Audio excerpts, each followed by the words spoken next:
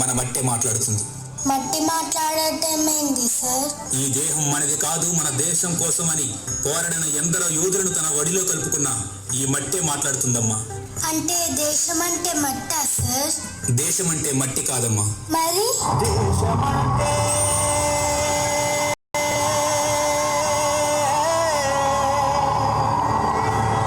మతం కాదు, గతం కాదు,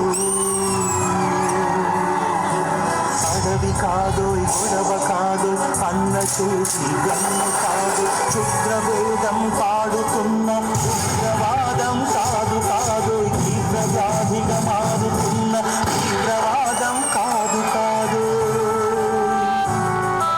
దేశమంటే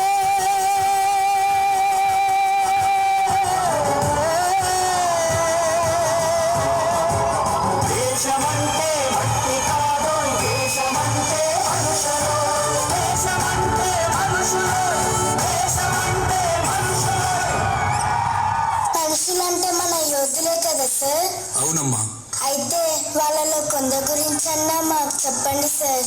ఎరుపంటే ఎవడికి రా భయం, అది నా భరతమాత నుదుటి సింధూరం అని ఆంగ్లేయుల గుండెలను చీల్చినది ఒకరైతే, స్వేచ్ఛ అంటే ఒకరిచ్చేది కాదు మనమే తీసుకునేదని చెప్పి ఆంగ్లేయులను గడగడలాడించిన సింహస్వప్నం మరొకరు.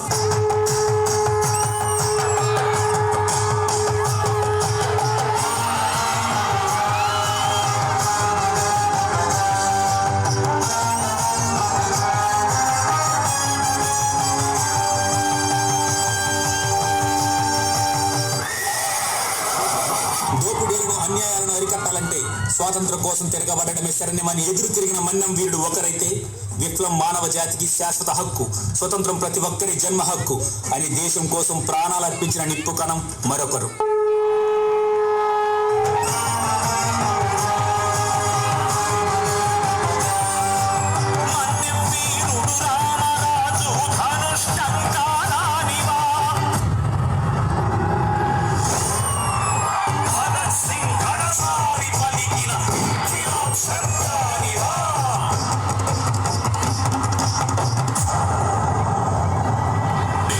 సైతం ప్రపంచాగ్నికి సన్నిధనొక్కటి ఆహుతిచ్చాను,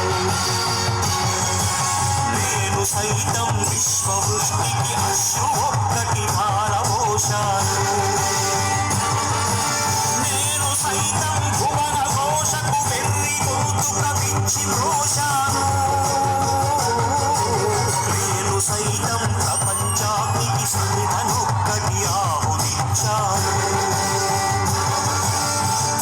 ఇలా చెప్పుకుంటూ పోతే ఒకరు కాదు, ఇద్దరు కాదు, ఎందరో మహానుభావులు వాళ్ళ ప్రాణాలు అర్పించి స్వాతంత్రం తెచ్చినా కూడా మనకంటూ సరైన రాజ్యాంగం లేక ఇబ్బంది పడుతున్న సమయంలో మన కోసం సరైన రాజ్యాంగం తీసుకొచ్చింది డాక్టర్ బిఆర్ అంబేద్కర్.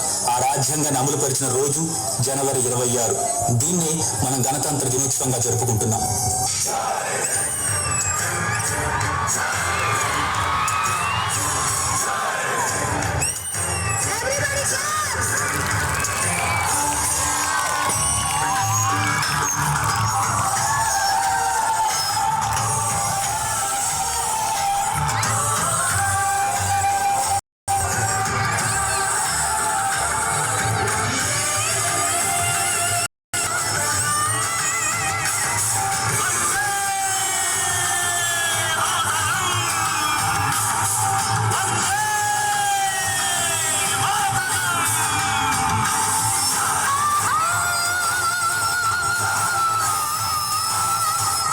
దేశమంటే